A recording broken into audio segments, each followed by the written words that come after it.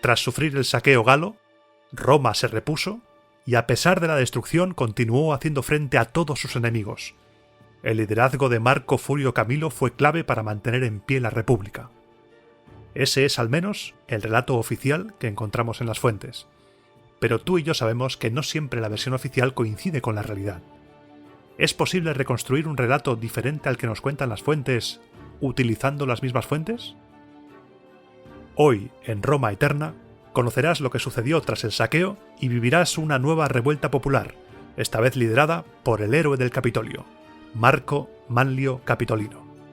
Así que prepárate que viene la cosa calentita, que comenzamos.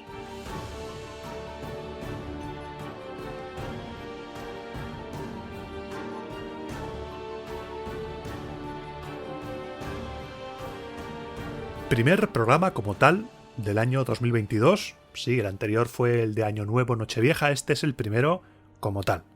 Y antes de empezar, me gustaría felicitarte el Año Nuevo, por supuesto, de nuevo, y decirte que este no era el programa que tenía planeado inicialmente grabar.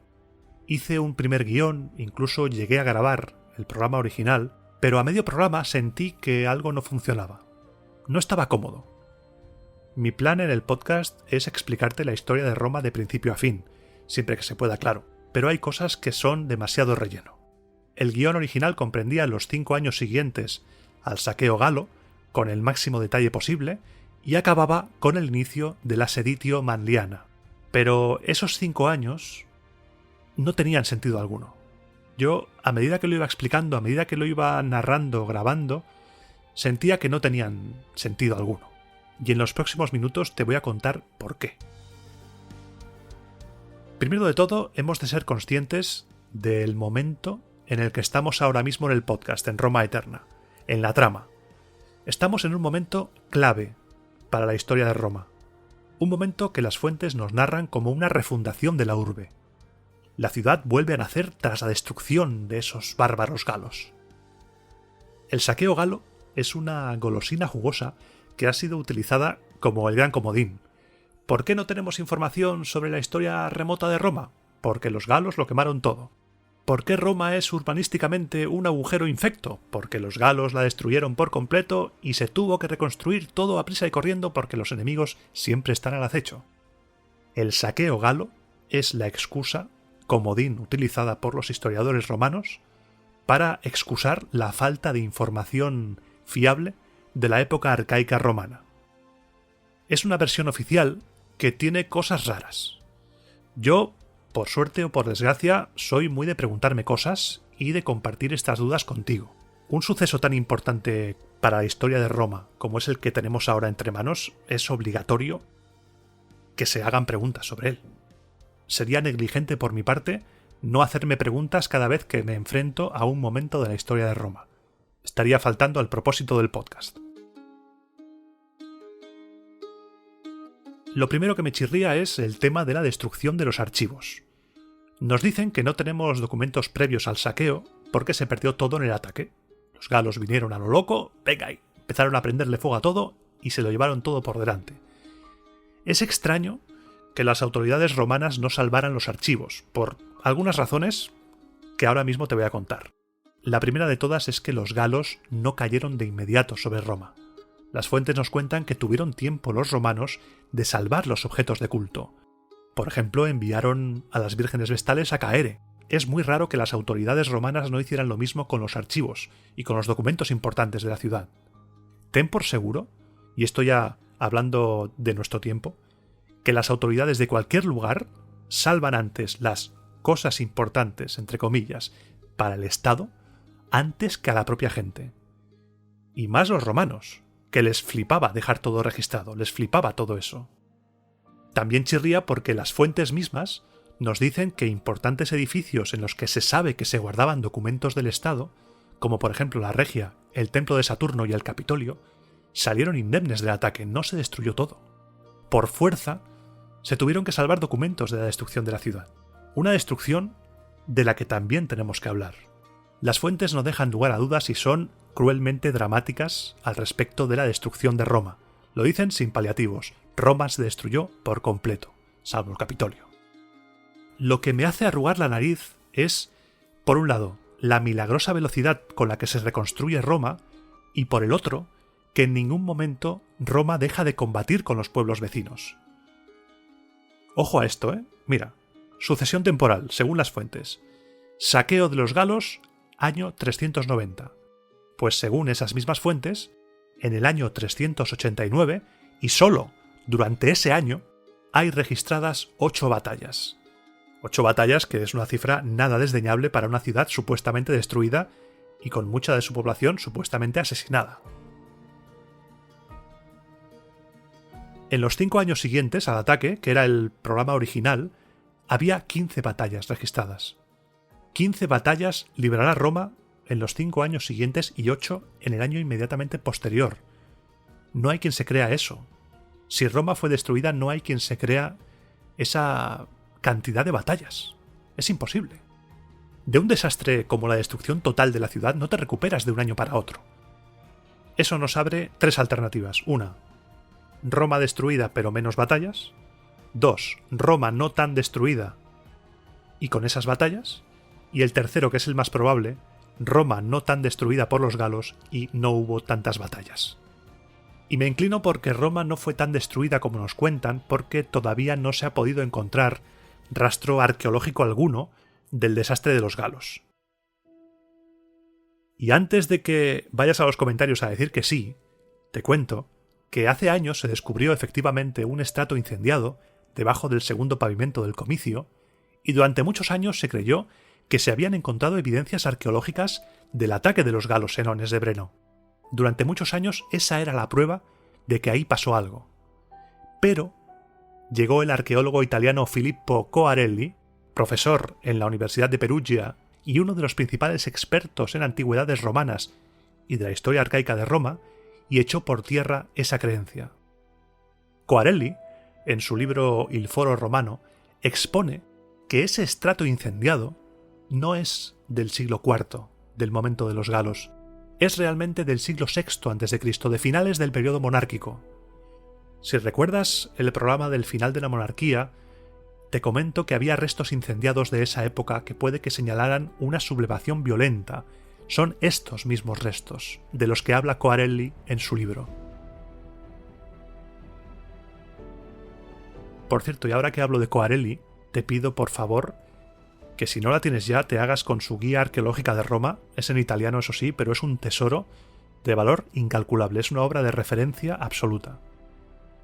Lo que sí parece ser verdad es que a principios del siglo IV, momento en el que estamos ahora, entramos en el siglo de Alejandro, sucedió algo. Algo pasó. Y para explicártelo mejor, déjame que haga un pequeño viaje y te lo cuento.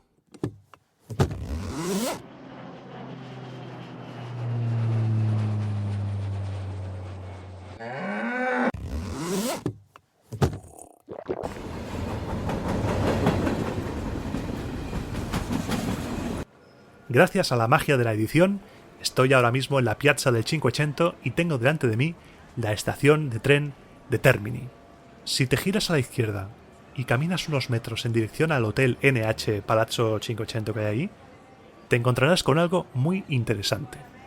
Voy a acercarme. Buongiorno. Salve.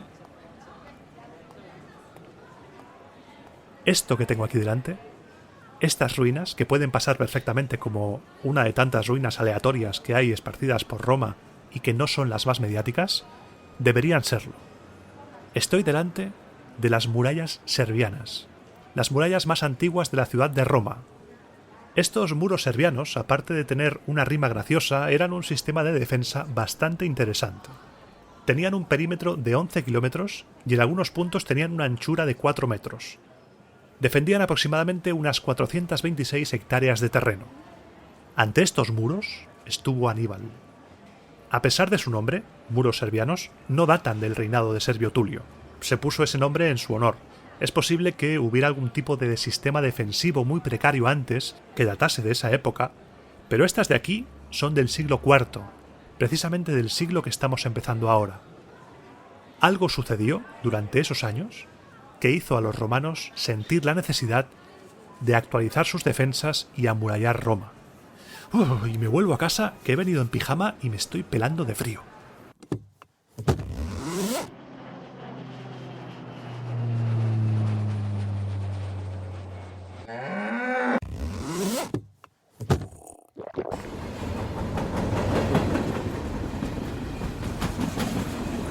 Mucho mejor.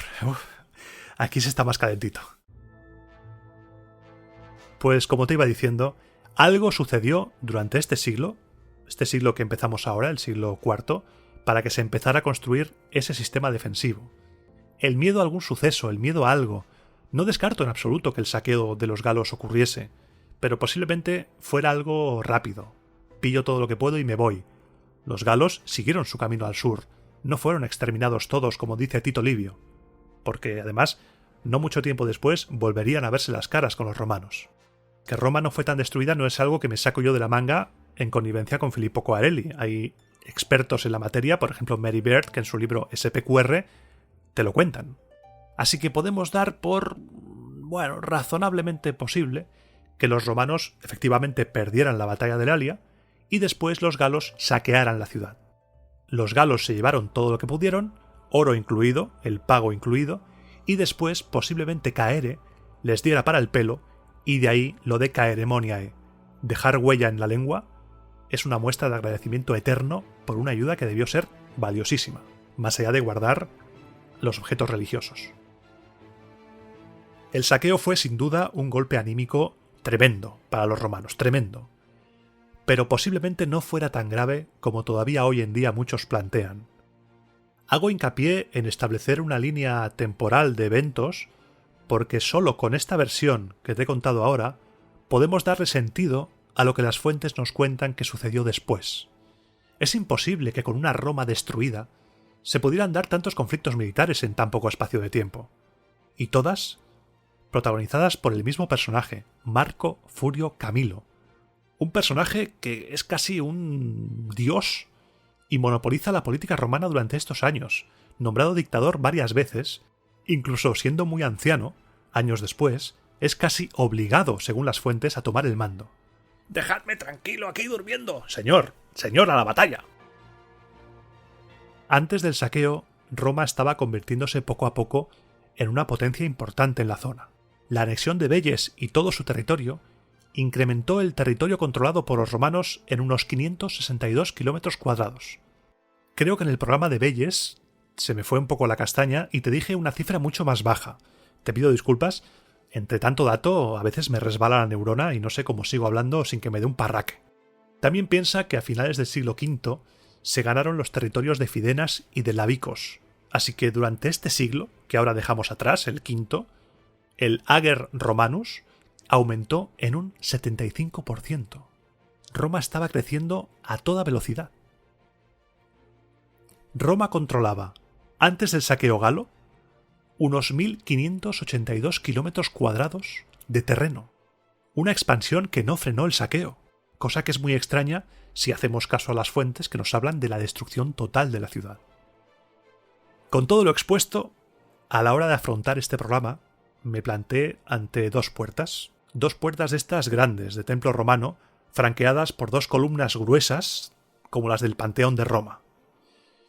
Cruzando la primera, iba directo a desechar los relatos de Tito Livio, Dionisio, Plutarco, Dion Casio, por considerar que si la destrucción de Roma no fue tal, lo que se cuente después es invent, ya que, por ejemplo, autores como Polibio y Diodoro no hablan de las campañas de Camilo. Luego tenía la otra puerta. La otra puerta me llevaba a abrazar el mito, porque a fin de cuentas, a ver, Iván, ¿no llevamos ya año y medio de podcast abrazando el mito? ¿Por qué ahora de repente tenemos que desechar algo que ya sabemos que es principalmente legendario? Tito Livio sigue siendo nuestra fuente principal. Es la única fuente que aporta una narrativa completa para el siglo IV a.C. Y al fin y al cabo, el objetivo del podcast, como te decía antes, es establecer una línea temporal de la historia de Roma de principio a fin. Y estamos ahora cerquita, muy, muy cerquita, pero todavía no nos hemos sacudido el invent de encima. En ese momento, ante las dos puertas, me entraron sudores fríos. No te lo voy a negar. Miré a una, miré a la otra. Desecharlo todo, abrazar el invent. Desecharlo todo, abrazar el invent. sudores fríos, me puse nervioso, empecé a temblar y le di tremendo cabezazo a la pared que estaba en medio de las dos puertas y decidí hacer una barrecha, un mix de ambas. No podemos desechar del todo los relatos, pero tampoco podemos abrazar del todo el mito. Así que vamos a hacer un breve repaso de lo que fueron los 5 años posteriores al saqueo, un repaso más breve de lo que tenía previsto originalmente, y voy a contarte después el plato fuerte de hoy, la historia de uno de mis personajes romanos favoritos, Marco Manlio Capitolino, el padre de la plebe. Y empezaremos el repaso a esos años siguiendo el relato más catastrofista, el más chungo. Roma fue destruida. Y después de eso, cuando se van los galos, toca recoger. Como cuando haces una fiesta en tu casa y al día siguiente te levantas hecho polvo y tienes toda la casa manga por hombro.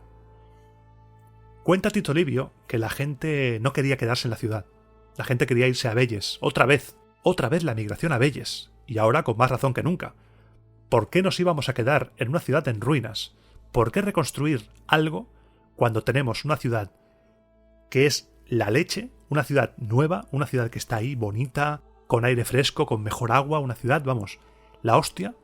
Marinador, ciudad de vacaciones, la tenemos ahí, Velles. ¿Por qué vamos a quedarnos aquí? Los tribunos de la plebe azuzaban a la gente para que reclamara la migración y por eso el Senado, un poco acojonado, no aceptó la dimisión de Camilo. Ya sabes que es costumbre que el dictador dimita tras el evento que ha propiciado su nombramiento. Camilo fue nombrado dictador en Ardea para salvar a Roma, salvó Roma supuestamente y dimitió, pero el Senado le dijo: no te vayas, espérate, que aún vamos a tener que sufrir aquí un poco más. La primera medida de Camilo fue ordenar que se purificaran los templos, aparte de reconstruirlos, y también estableció relaciones de hospitalidad con Caere. Livio llama a esta relación hospitium publicum. Esto implicaba que cuando un ciudadano de Caere estaba en Roma, gozaba de todos los derechos y privilegios de un ciudadano romano, y los romanos igualmente en Caere. Era una relación recíproca. Este acuerdo denota hasta qué punto fue Caere importante en los acontecimientos galos. El oro que se había quitado a los galos fue declarado sagrado y se dispuso que fuese depositado bajo el sitial de Júpiter. Quédate con este detalle porque cuando hable de Marco Manlio Capitolino va a ser muy importante. También Camilo dispuso que se agradeciera públicamente a las matronas romanas haber aportado oro para pagar el rescate y se les concedió el honor de tener, al igual que los hombres, un elogio fúnebre solemne después de su muerte. Una vez más, las matronas romanas habían salvado el culo a los romanos aportando oro. Camilo ordenó también erigir una capilla en honor a Ayo Locucio, en honor al señor que había oído una voz que alertaba que venían los galos, pero al que nadie hizo caso, vete a saber por qué. Habiendo puesto en orden los asuntos religiosos, los templos, diplomáticos, Caere, y monetarios, poner a buen recaudo el oro, Camilo convenció al pueblo para que no dejara la ciudad en ruinas, con un discurso en el que apelaba a no abandonar a sus dioses ni a su patria. Un discurso que he eliminado porque era demasiado largo y no aportaba nada a la trama. Pero había todavía senadores que estaban a favor de abandonar Roma. Y mientras el Senado estaba reunido en la Curia Hostilia, pasó algo que hizo despejar todas las dudas y cambió radicalmente el escenario. Una de esas señales divinas que tanto gustaban a los romanos. Mientras se debatía el asunto del traslado a Velles, unos soldados de la guarnición cruzaban el foro, y el centurión, al mando de esa cohorte, en un momento en el que el Senado estaba en silencio, gritó: «¡Colocad aquí la enseña! Aquí estaremos perfectamente». Los senadores, al oír esas palabras, salieron de la curia y gritaron que aceptaban el presagio, gritaron como locos, creían que los dioses habían intervenido ahí. La plebe y el Senado se pusieron de acuerdo y la ley para trasladarse todos a Velles fue rechazada misteriosamente. Un episodio sin duda curioso y que provocó que todos sin excepción, se pusieran manos a la obra para reconstruir Roma a prisa y corriendo.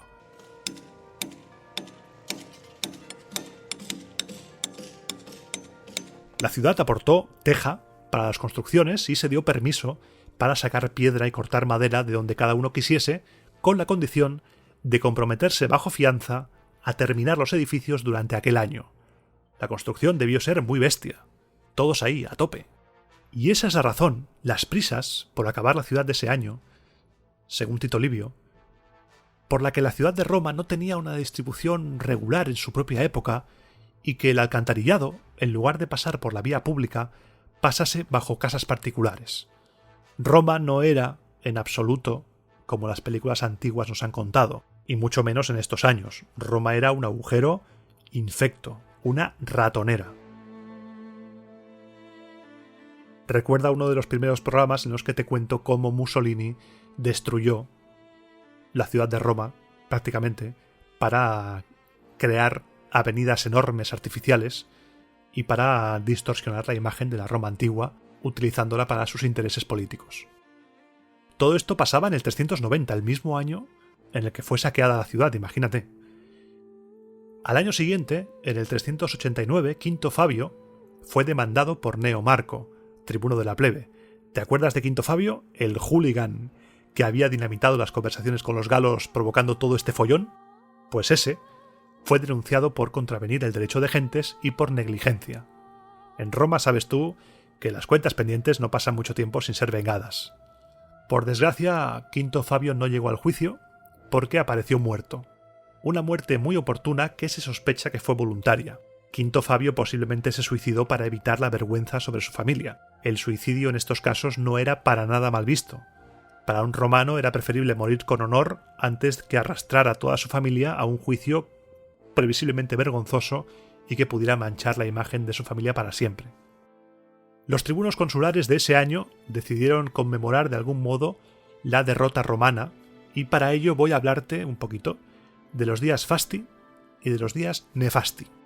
Los romanos dividían los días entre días Fasti y días Nefasti, algo parecido a nuestros días laborables y festivos, pero con unas cuantas diferencias. Los días Fasti eran aquellos días en los que se permitía la actividad. Se podía administrar justicia, se podían llevar a cabo tareas de índole pública, eran poco más de 40 en todo el año, y eran los días, por ejemplo, en los que se solía reunir el Senado. Los dies Fasti y los dies comitiales eran considerados ambos dies profesti, los que serían los días laborables como tal. Luego tenemos los días Nefasti, que eran lo contrario a los días Fasti. Eran días consagrados a los dioses, y algunas acciones no estaban permitidas. Especialmente estaba prohibida la administración de justicia, y ojo el magistrado que en un día Nefasti se pusiera a escuchar causas judiciales porque estaría alterando gravemente la Pax Deorum. Dictar sentencia, por ejemplo, se podía, porque ya había sido instruido el caso en un día no Nefasti. De días Nefasti había como unos 60 al año, más o menos. El calendario romano tiene un programa, que lo haré en un futuro, pero quería hacerte esta pequeña introducción porque es en este momento en el que se decide señalar el 18 de julio como día Nefasti en recuerdo de la derrota en la batalla de Lalia a manos de los galos. También se nombró día Nefasti el día 16 porque el tribuno militar Sulpicio ese día no había obtenido señales favorables de los dioses y aún así marchó a la batalla, una batalla que acabó en desastre. También se declararon, ya que estábamos, el día 2 y el día 8 de julio como Nefastis, aquí ante la duda, Nefasti. No me voy a arriesgar ni media. Ante la duda, Nefasti. Y aquí empieza el baile de batallas, ese baile de batallas del 389, del cual voy a pasar muy por encima porque ya estamos empezando a estar hartos ya. Tú de escucharlas y yo de narrarlas. Los volscos, los equos, los de siempre. Ese año, los volscos por un lado y toda Etruria por otro se habían alzado en armas contra Roma. Y por si esto no fuera suficiente, los latinos y los hérnicos no renovaron su alianza con Roma, un pacto que duraba desde la batalla del lago Regilo, desde el 493, cuando supuestamente se cerró el llamado Foedus Cassianum, que formaba una alianza entre Roma y la Liga Latina. Una liga que estaba formada por aproximadamente unas 30 aldeas y tribus latinas. Llegó el momento de renovar el pacto y las tribus latinas dijeron, bueno, ya si eso nos llamamos, romanos, ya si eso te llamo mañana. Es lo típico que sucede cuando estás en la mierda. Tus enemigos se frotan las manos y tus aliados resulta que no lo eran tanto y se van apartando de ti poco a poco, despacito, para que no les salpique la explosión. Si los galos hubieran destruido completamente Roma, en ese momento estaríamos hablando del final, de la urbe. Ya está, caput. Se acabó Roma. Pero había un as en la manga. Marco Furio Camilo. El Senado lo nombró dictador otra vez y le puso al frente de la guerra. Y repasando así por encima, reclutó un ejército, lo dividió en 3, a uno lo situó de cara a Etruria para controlar en territorio de Veyes, a otro le dio orden de acampar delante de Roma y él mismo dirigió el tercer cuerpo del ejército con el que se dirigió a luchar contra los volscos. Muchas tropas son esas para una ciudad que acababa de ser destruida y que se estaba reconstruyendo. La fama de Camilo fue suficiente para acobardar a los volscos, a los que derrotó sin problemas y repartió el botín con sus soldados, cosa que sorprendió a todos. Dijeron, hostia, Camilo, con lo tacaño que eres, estás repartiendo el botín, madre mía. Camilo tenía fama de ser de la Orden del Puño y que no repartía el botín muy a menudo. Y ya que estaba por ahí dijo, ¿y si antes de irme a Roma voy a por los equos y les doy pal pelo? Me sirve. Fue a por los equos y tomó su ciudad. Equos y volscos pagan siempre los platos rotos, son los sparrings de Roma. Desde aquí mi recuerdo y mi cariño a esas gentes que intentaron plantar cara a Roma, a esa Roma arcaica, y que las fuentes las utilizan solo como un saco de boxeo, como entrenamiento para los romanos. Mientras Camilo se paseaba por territorio volsco y equo, los etruscos no se quedaron de brazos cruzados y pusieron sitio a la ciudad aliada de Sutrio, la actual Sutri, que se encontraba al este de Nepe, la actual Nepi. Sutrio era aliada de Roma y ambas, Sutrio y Nepe, eran las llaves de Etruria, eran un emplazamiento clave. Por desgracia, cuando Camilo llegó, la ciudad ya había sido tomada, pero Camilo dijo, no pasa nada, la vuelvo a conquistar, y conquistó la ciudad el mismo día y tranquilamente. Camilo había vencido en 3 guerras a la vez y entró a Roma en triunfo, llevando ante su carro a muchos prisioneros etruscos.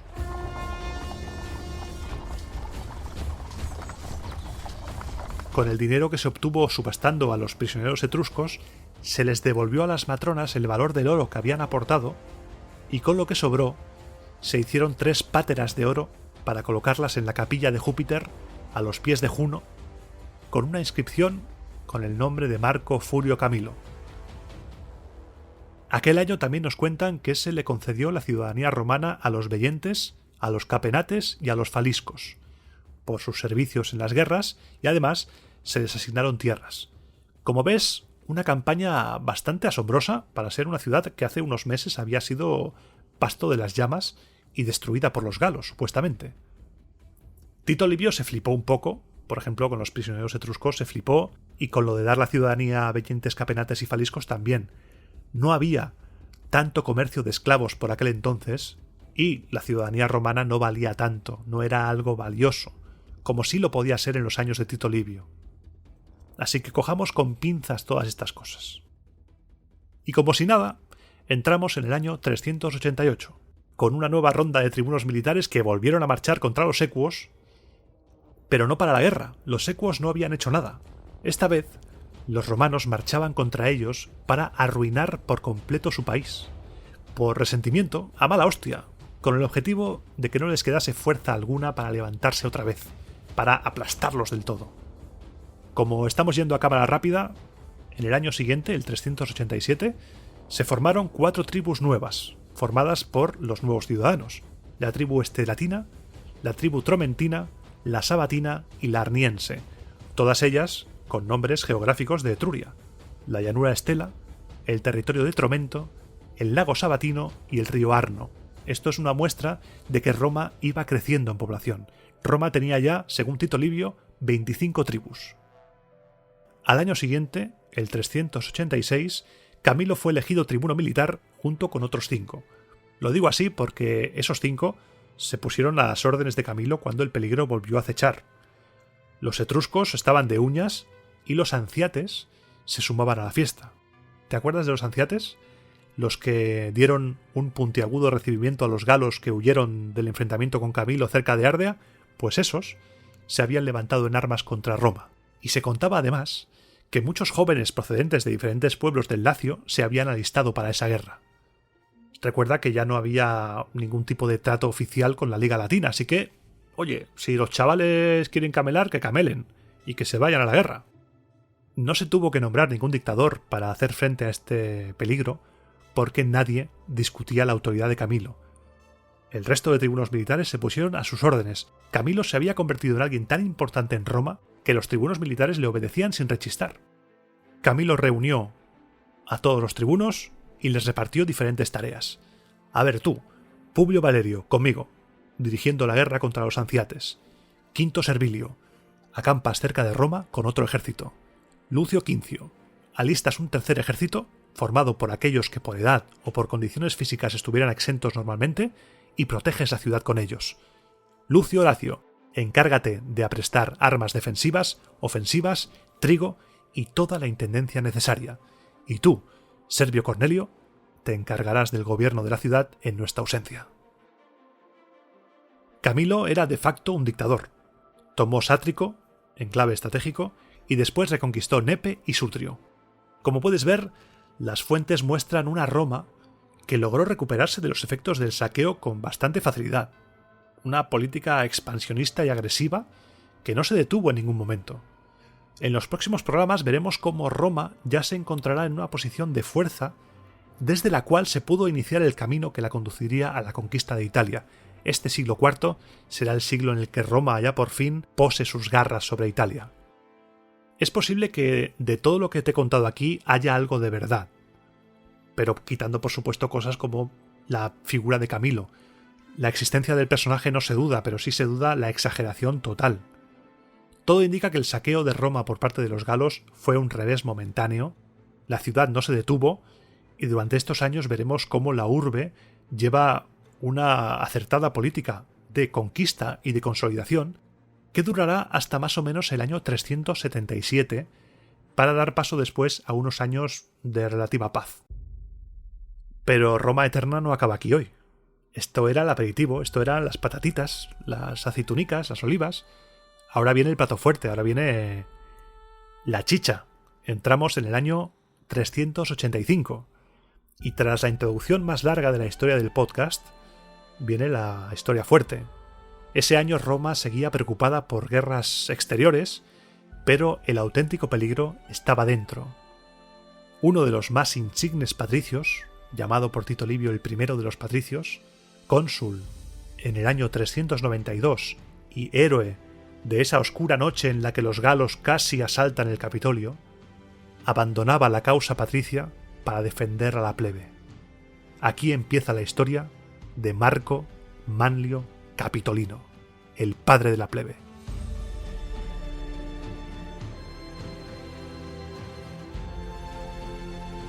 En el año 385, siendo tribunos con poderes de cónsul, según Tito Livio, Aulo Manlio, Publio Cornelio, Tito y Lucio Quincio Capitolino, Lucio Papirio Cursor y Cayo Sergio, estalló un conflicto social que nadie esperaba. Marco Manlio Capitolino era un patricio exitoso.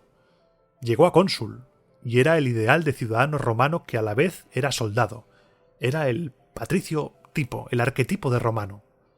Entró en el ejército a los 16 años y antes de cumplirse un año de servicio ya había ganado 2 spolia, 2 despojos enemigos. Durante su vida de servicio recopiló 30 spolia pertenecientes a 30 enemigos muertos por él. Mostraba orgulloso 23 cicatrices en su cuerpo. Según las fuentes, todas esas heridas eran recibidas de frente, eran adverso corpore, heridas con honor. La sociedad romana era una sociedad que daba mucho valor al ardor guerrero, y las únicas heridas consideradas honrosas y dignas de ser mostradas eran las que estaban en la parte delantera del cuerpo, sobre el pecho a ser posible, porque eso quería decir que habías combatido cara a cara contra el enemigo, adverso corpore. Por eso se toma como algo positivo que Roma, tiempo atrás, acudiera a devastar territorio enemigo porque sí. La sociedad romana exaltaba la violencia bélica. Marco Manlio era un héroe de guerra. Según Plinio el Viejo, recibió 37 recompensas de sus generales, entre las que destacaban 6 coronas cívicas y 1 corona mural. Tito Livio, por su parte, dice que recibió 2 coronas murales y 8 coronas cívicas. Muchas condecoraciones, muchas, aunque por supuesto no supera a nuestro ídolo, a Terminator, Sicio Dentato, que tenía 14 coronas cívicas, entre otras muchas condecoraciones, y 45 cicatrices. Capitolino, además, recibió, siendo cónsul, una ovatio por una guerra contra los equos.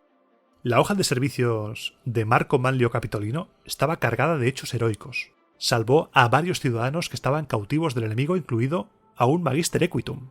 Además, había salvado el Capitolio durante el asedio galo. Se suele decir que por esa acción recibió el cognomen de Capitolino, aunque hay otros miembros de su gens con ese cognomen de antes del ataque galo, y hay otros de otras gens que tienen también el cognomen Capitolino. Sin ir más lejos, 2 tribunos consulares de ese mismo año, Tito y Lucio Quincio, tenían el cognomen Capitolino. Parece ser que el cognomen Capitolinus hacía referencia a las gentes que residían en la colina del Capitolio. Las fuentes nos dicen que allí estaba, por ejemplo, la Domus Manliana, y el propio Livio dice que Camilo creó un colegio entre aquellos que habitaban el Capitolio, así que es posible que se llamase Capitolino porque vivía ahí. Dejando de lado que posiblemente todo esto sean añadidos posteriores de la gens Manlia para contrarrestar con gloria militar lo que vendrá después, estamos hablando de un personaje importante sin ninguna duda.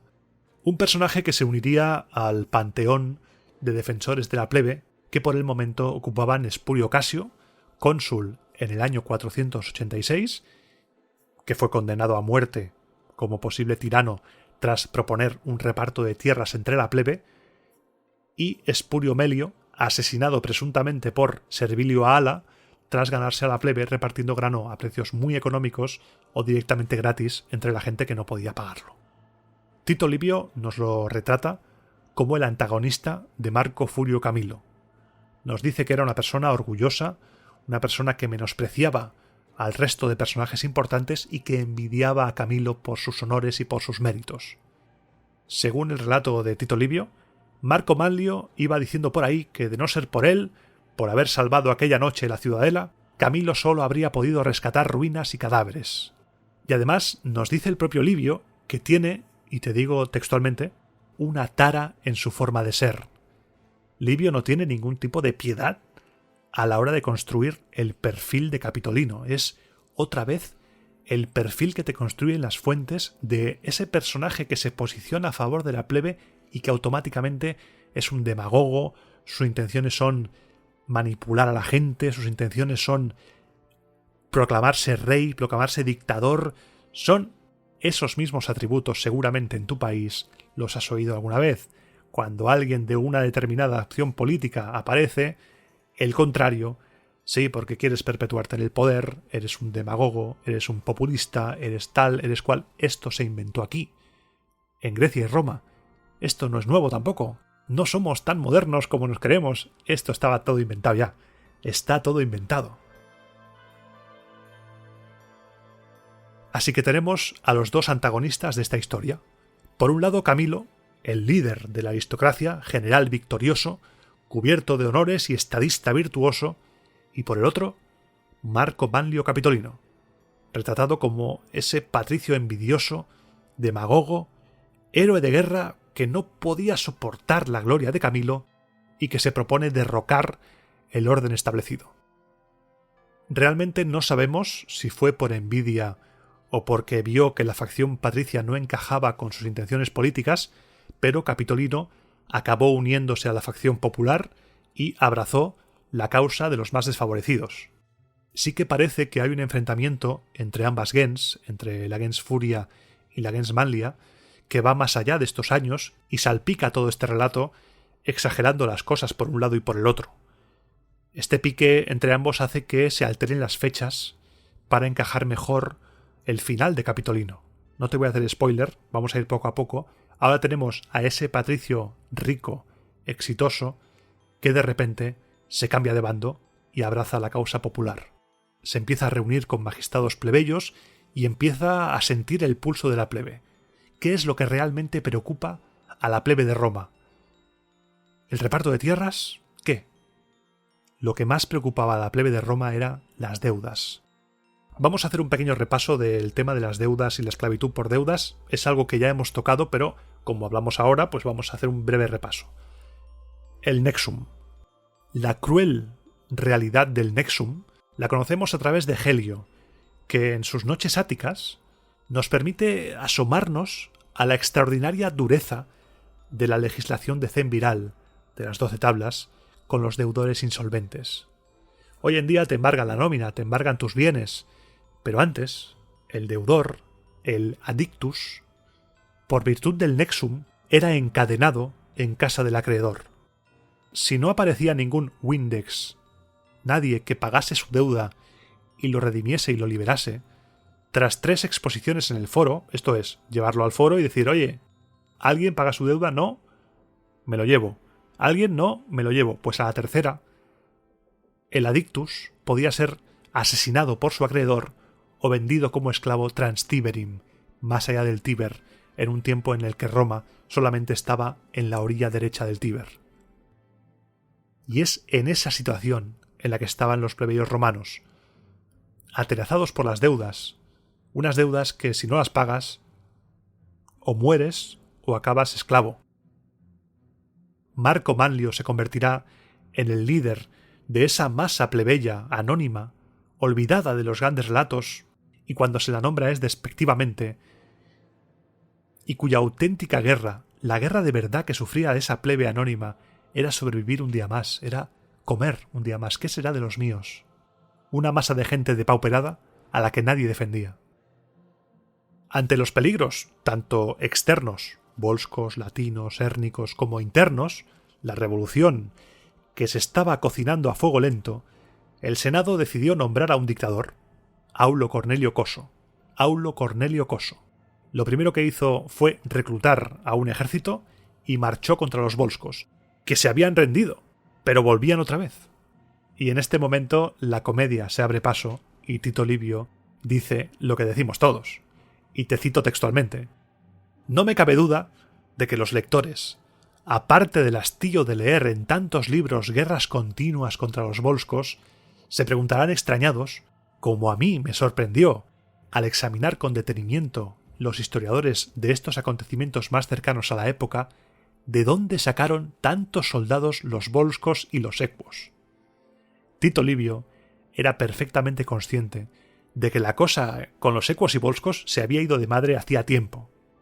Así que bueno, asumimos que Aulo Cornelio Coso se había ido fuera a combatir, mientras que la rebelión en Roma se iba gestando. El Senado estaba cada vez más preocupado. Mandó llamar a Aulo Cornelio. Necesitaban al dictador en la ciudad, porque la rebelión iba en serio. La persona que encabezaba la rebelión era alguien a tener en cuenta, no era un pichicoma, no era un cualquiera.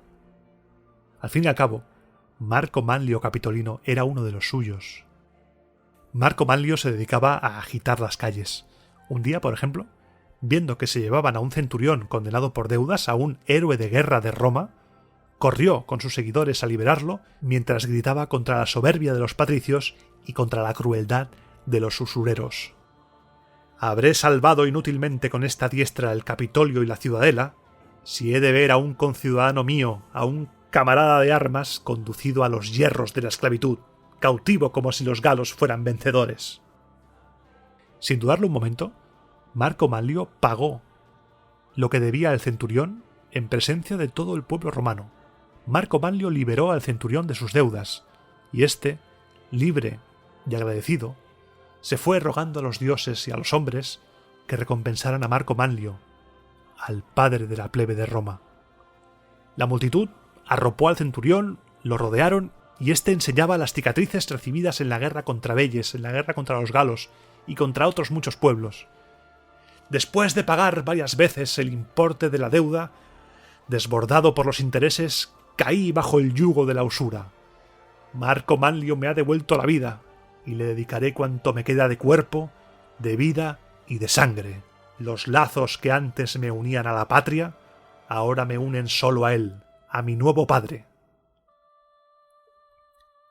Con esto, la plebe estaba entregada. Si Marco Manlio hubiera querido tomar el control de la ciudad, lo hubiera hecho. Tenía a toda la plebe con él. Los actos de Marco Manlio no se quedaron ahí. Cuentan que subastó la joya de la corona de su patrimonio, la finca que tenía en Velles. Y mientras lo hacía dijo: «Para no consentir, Quirites, que ninguno de vosotros, mientras me quede algo de mis bienes, sea llevado por decisión judicial o arrastrado por las deudas. Esto hizo que la plebe estuviera dispuesta a seguir a Marco Manlio hasta la muerte. En su casa organizaba asambleas públicas en las que lanzaba acusaciones contra los senadores. Les acusó no solo de apropiarse tierras públicas, sino que les acusó también de ocultar el oro que se había recuperado a los galos. Con el oro que esconden los senadores quirites, se podrían pagar las deudas de todos vosotros y aún sobraría oro. El dictador llegó a Roma y reunió al Senado. A ver qué pasa. Después de debatir todo lo que estaba sucediendo, Aulo Cornelio ordenó a los senadores que no se separasen de él.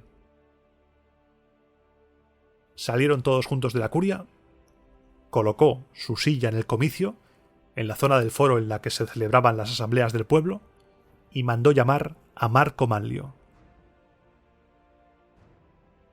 Marco Manlio apareció en el foro, pero no lo hizo solo.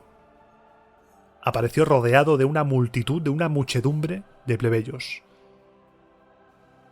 Frente a frente, Aulo Cornelio Coso, el dictador, con los senadores detrás, y Marco Manlio con la plebe detrás. Eran como dos ejércitos formados para la batalla, uno frente al otro. El Senado y el pueblo de Roma. El dictador hizo guardar silencio y fue el primero en hablar. Ojalá en las demás cosas estemos el Senado romano y yo tan de acuerdo con la plebe como confío plenamente que vamos a estarlo en lo que se refiere a ti y a lo que voy a preguntarte. Se dice por ahí que has hecho concebir esperanzas a la población de que se pueden saldar las deudas con los tesoros galos que los patricios principales ocultan. Estoy tan lejos de obstaculizar tal medida que, por el contrario, Marco Manlio, héroe del Capitolio, te conmino a que liberes de la usura a la plebe romana y hagas rodar de encima de su presa clandestina a esos que están cubriendo con su cuerpo los tesoros públicos. Por favor, denúncialo. Pero si no lo haces, bien por tener tú mismo parte del botín, o bien por carecer de base la denuncia, ordenaré que te lleven a la cárcel y no consentiré por más tiempo que agites a la multitud con falsas esperanzas.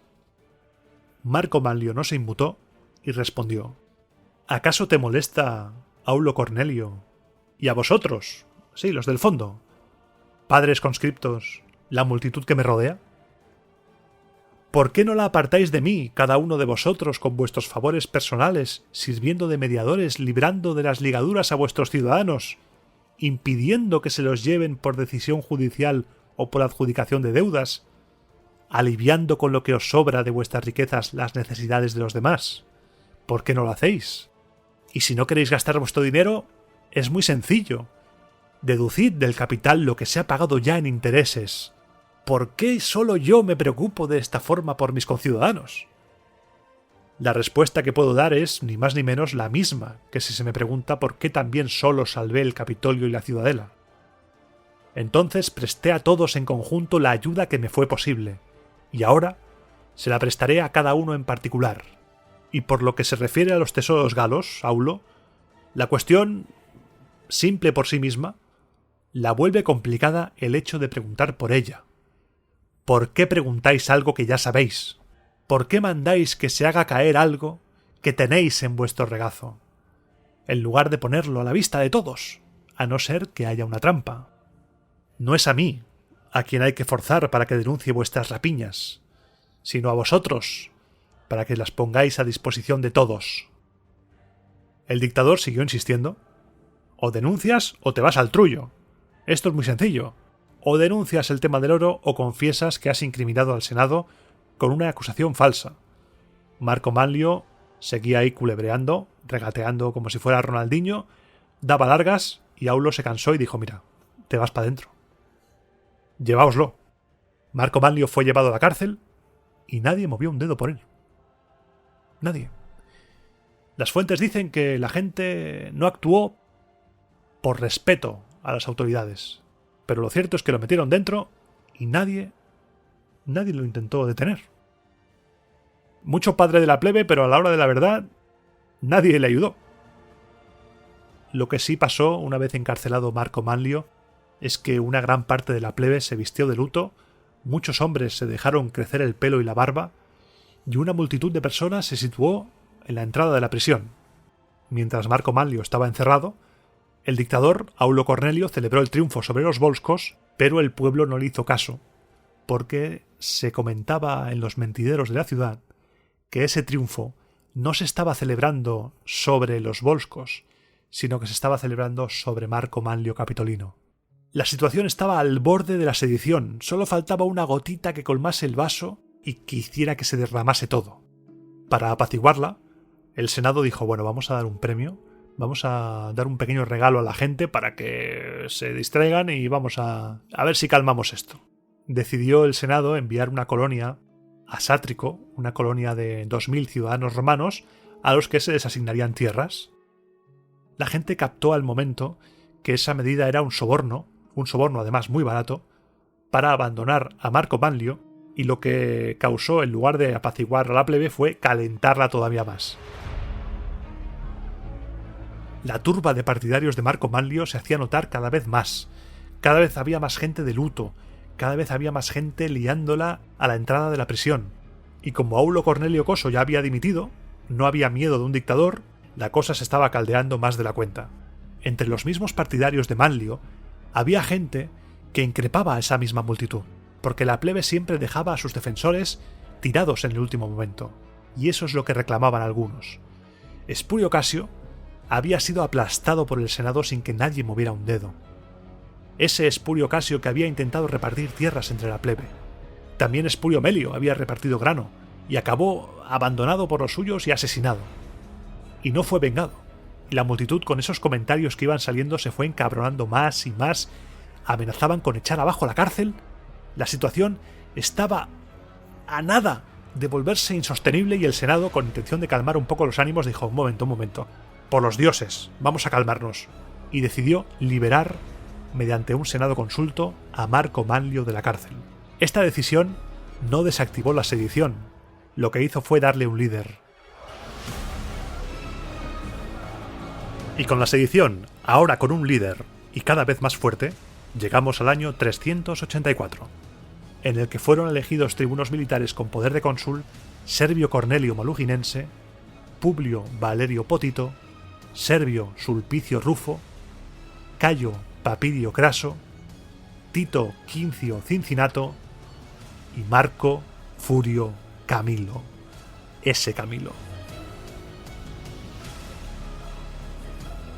Y he aquí el debate de si se alargó demasiado el relato para hacerlo coincidir con el cargo de tribuno consular.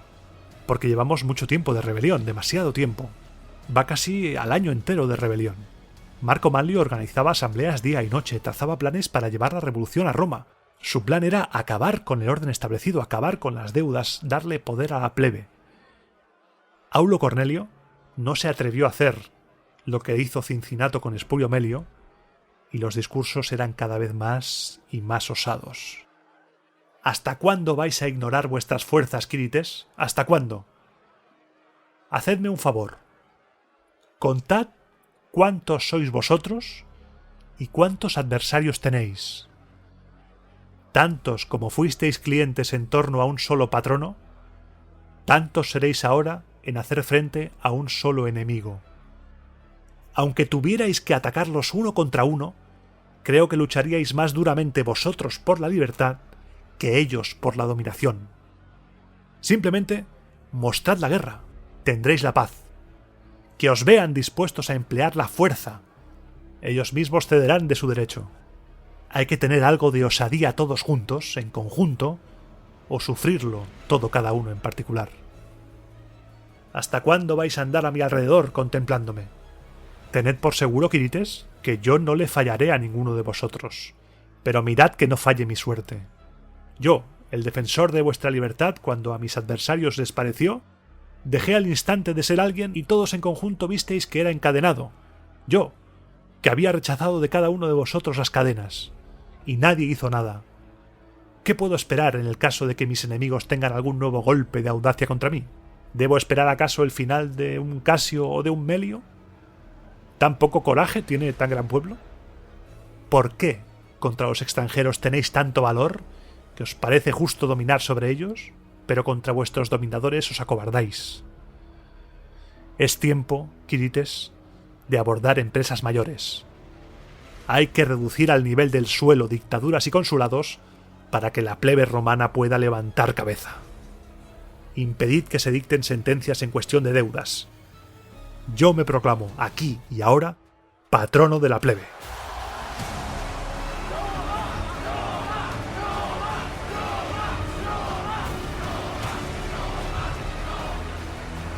Mientras Marco Manlio llamaba a la revolución, el Senado también estaba reunido. En el Capitolio, en una casa particular, se produjo una reunión con un único punto sobre la mesa: detener la sedición manliana. Estaban reunidos los principales senadores, los tribunos con poderes de cónsul y los tribunos de la plebe, que eran más tribunos que de la plebe. Unos decían que lo que hacía falta era un servilio ala que se encargara de Marco Manlio y que, muerto el perro, se acabó la rabia.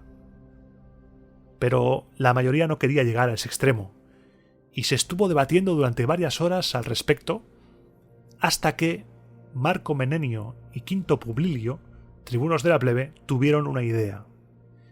¿Y si convertimos el enfrentamiento entre patricios y plebeyos en un enfrentamiento entre un patricio particular que se ha vuelto loco y el pueblo de Roma en su conjunto?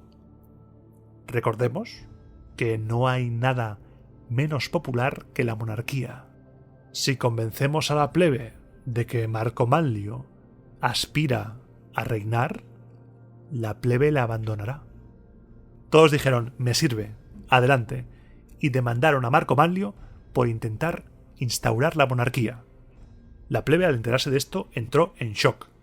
Llegó el día del juicio y Marco Manlio se presentó solo y vestido de luto.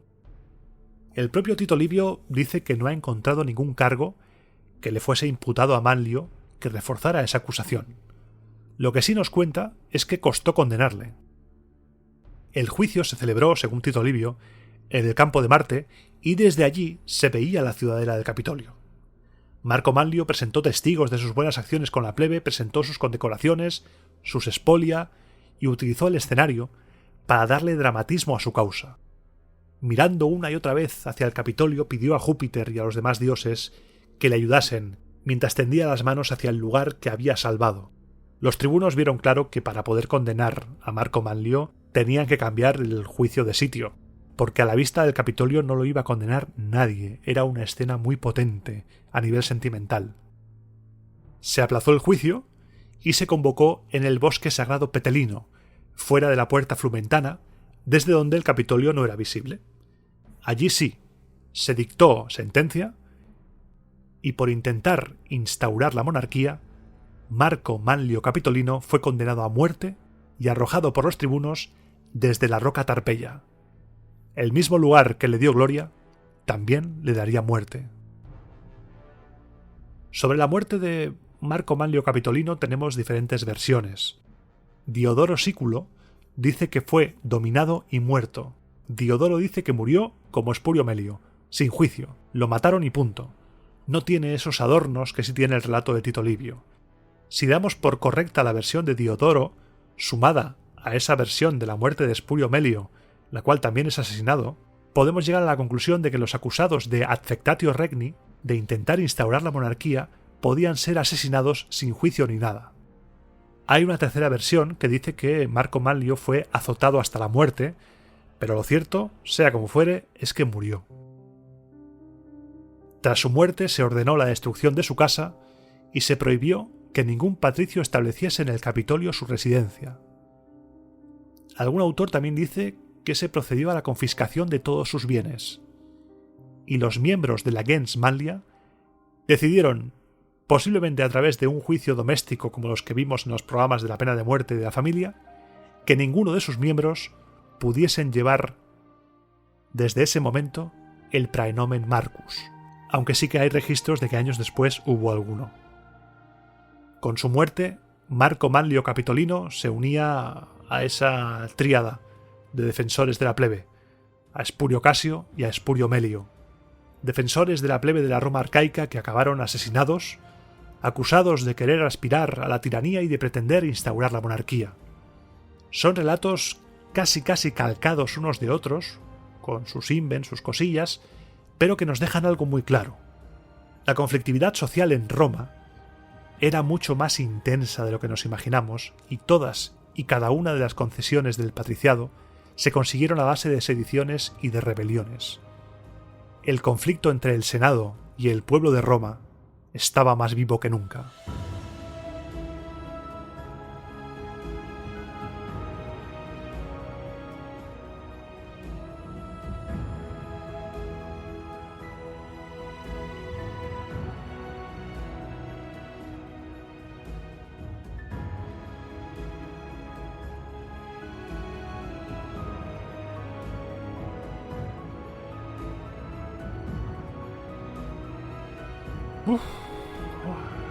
Voy a beber agua, un momento.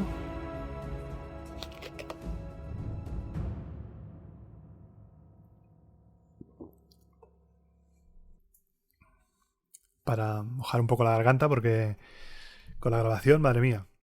Vaya programa, ¿eh? Vaya programa la muerte de... Vaya historia, ¿eh?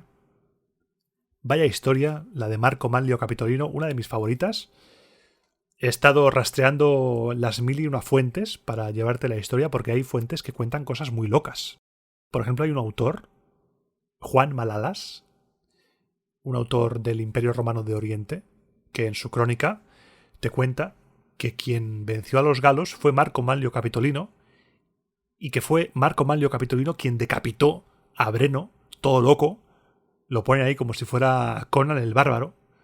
Y es una historia que te quedas alucinando porque va en contra de todas las demás fuentes. Sí que algunas dicen una cosa, otras otra, pero sí que hay una coherencia entre todas. Pero esa se desmarca. Juan Malalas se fumaba unos petardos de proporciones bíblicas.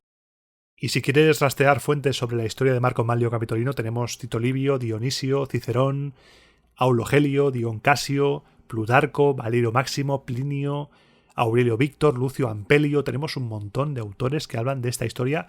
La mayoría solamente te cuentan, por ejemplo, Cicerón en De República dice Espurio Casio, Espurio Melio y Marco Manlio Capitolino. Te lo citan en una línea, como uniéndolos a los tres como alborotadores, agitadores, como patrones de la plebe que acabaron mal, acabaron muy mal.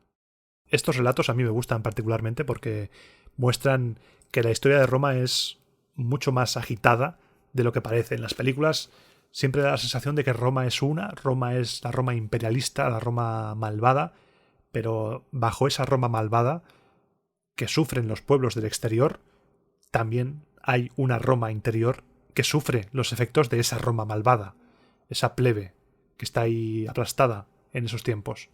Todavía no hemos llegado a conseguir la igualdad de cargos, una igualdad que se conseguirá dentro de un tiempo cuando se consiga tener un cónsul patricio y un cónsul plebeyo, pero aún así ese cónsul plebeyo será un cónsul de una plebe que no será esa plebe que sufría la esclavitud por deudas, será la plebe acomodada, la plebe con dinero.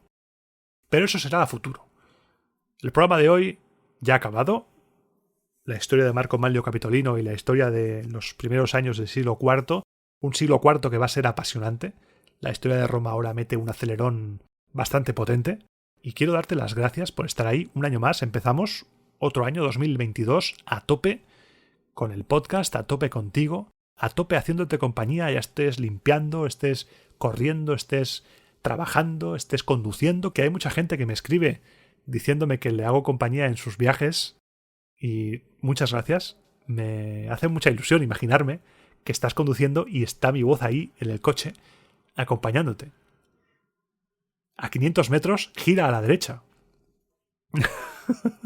En la rotonda, toma la segunda salida. Ha llegado a su destino. Podría hacer un GPS de Roma eterna. No gire a la izquierda, porque a la izquierda están los galos y hay que huir de ellos. Antes de despedir esta sección, quiero comentarte dos cositas. Por un lado, merendar en mi casa mientras te cuento qué tal ha ido. Y por otro, explicarte de qué va a ir el siguiente programa. que eso me hace especial ilusión. Lo primero, vacaciones en Burgos. Me fui a pasar unos días allí a visitar cositas medievales y alguna que otra cosita romana. No pude ir a Clunia, pero sí que visité el Museo de Burgos, que lo puedes seguir en Twitter, @Museo de Burgos. Una maravilla, una auténtica maravilla. Cuando entré y fui a comprar la entrada me dijo, no, 1 euro. Y yo, ¿cómo 1 euro? ¿Cómo? ¿No vas a regatear? Me sentí como un personaje de la vida de Brian. ¿Cómo 1 euro? Tenga 6. No, 1 euro, muy barato y tiene como 4 plantas o 5 de arqueología, abarcando desde la prehistoria más remota hasta las cositas romanas, el cristianismo, cosas medievales. Luego tiene otra sección del edificio dedicada a pintura y cosas medievales, hasta la edad contemporánea, hasta ayer por la tarde mismo. Tiene algunos tesoros, como por ejemplo, que yo sospecho que será una reproducción, la espada del Cid, la tizona. Una de las espadas del Cid.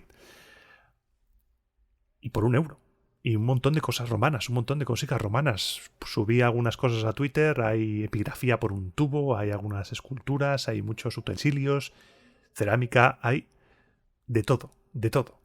Y la Catedral de Burgos es otra cosa que no tiene sentido alguno de lo bonita que es. Nunca había estado y me quedé asombrado. Enorme, preciosa, una auténtica joya que tenemos aquí al alcance en España. Y si estás pensando hacer un viaje y no sabes dónde ir, visita Burgos porque te va a sorprender, sobre todo te va a sorprender la cantidad de comida que vas a comer. Porque me he puesto, vamos, me he puesto tibio a comer. Ah, y en la Catedral de Burgos está el Cid, campeador ahí, enterrado también. Así que cosas históricas, cosas que hemos leído, hemos visto documentales, películas ahí, Charlton Heston haciendo del Cid. Pues esas cosillas están ahí, te las vas encontrando. Por ejemplo, también encontré la casa donde se imprimió por primera vez la Celestina, la tragicomedia de Calisto y Melibea, que es una de las grandes obras, ya menos la gente que sea de mi generación, yo soy del 83, la gente que sea de mi generación más o menos en bachillerato, en la ESO, habrá leído la Celestina, o habrá intentado ver la película para acortar y no leer la Celestina, pero es uno de esos recuerdos desbloqueados que tienes, y está ahí en Burgos, al lado de la catedral. Y eso por una parte.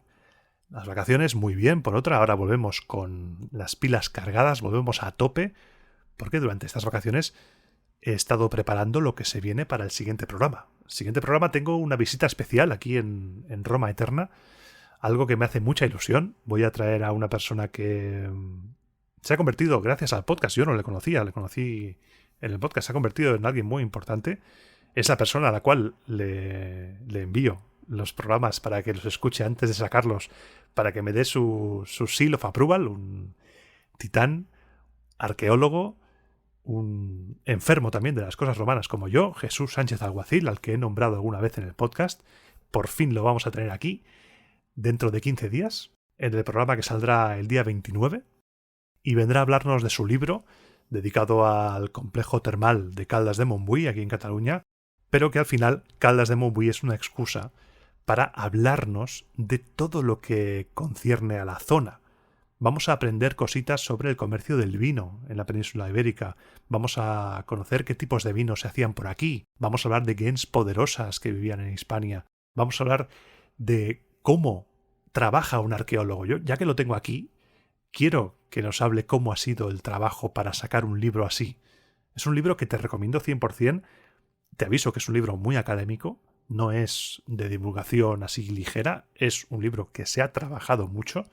No porque sea mi amigo, sino porque está trabajadísimo, pero es un libro que nos ayudará a comprender cosas sobre aspectos de la vida romana de los cuales todavía no hemos hablado aquí y será muy interesante. Y antes de irme, como siempre, recordarte las vías de contacto. Si quieres contactar conmigo, si quieres decirme cualquier cosa, puedes hacerlo de varias maneras. Puedes o bien dejarme un comentario en iVoox, aquí abajo, debajo del audio. Yo los leo todos. Puedes también enviarme un correo electrónico a romaeternapodcast@gmail.com. puedes encontrarme en Twitter en @RomaEternaFM o en Instagram en RomaEternaPodcast. Así que si quieres escribirme para cualquier cosa, ya sea propuestas, sugerencias, contarme qué tal estás, mi buzón está siempre abierto para cualquier cosa que necesites. Porque pasamos por malos momentos, por buenos momentos, y quiero que esto también sea una comunicación bidireccional, que no sea solo escuchar mi voz, sino que también quiero leerte, si tú quieres, claro. Quiero saber qué tal estás, qué es lo que te gusta, qué propuestas tienes, qué temas te gustaría que tocara también, porque en el año 2022 quiero que el podcast ya dé un salto a nivel de temática. Por ejemplo, me gustaría que durante este año habláramos de cine, de romanos, música romana, de videojuegos, de libros, de más cosas, más. Vamos a intentar abarcar. Roma durante este año va a crecer y mi intención es que el podcast crezca también con Roma. Igual muy ambicioso y me doy un barrigazo, puede ser, pero quien no lo intenta no lo consigue, así que si tú estás a mi lado, si tú estás aquí conmigo escuchándome, el podcast va a crecer hasta que me explote un ojo de tanto buscar información y tanto buscar fuentes. Ya verás, valdrá la pena este año. Van a pasar grandes cositas. Se vienen cositas, como dicen en las redes. Te pido por favor que si no te has suscrito te suscribas, porque me ayudas mucho con tu suscripción. Dejándome un me gusta en el programa también me ayudas un montón. Y si además crees que Roma Eterna merece tu dinero, te invito a que entres en la Guardia Pretoriana y que colabores en iVoox, en el botoncito azul, desde 1,49 € al mes. Si no puedes o no te apetece colaborar en iVoox, puedes invitarme a un chupito de garum en la plataforma Ko-fi, de la que te dejo el enlace en la descripción del audio. Y sin más, agradeciéndote infinito que escuches el podcast y que sigas ahí después de 1 año y medio y que sigas ahí en este 2022, me despido y te espero dentro de 15 días, pasaré lista, en el siguiente programa de Roma a Eterna.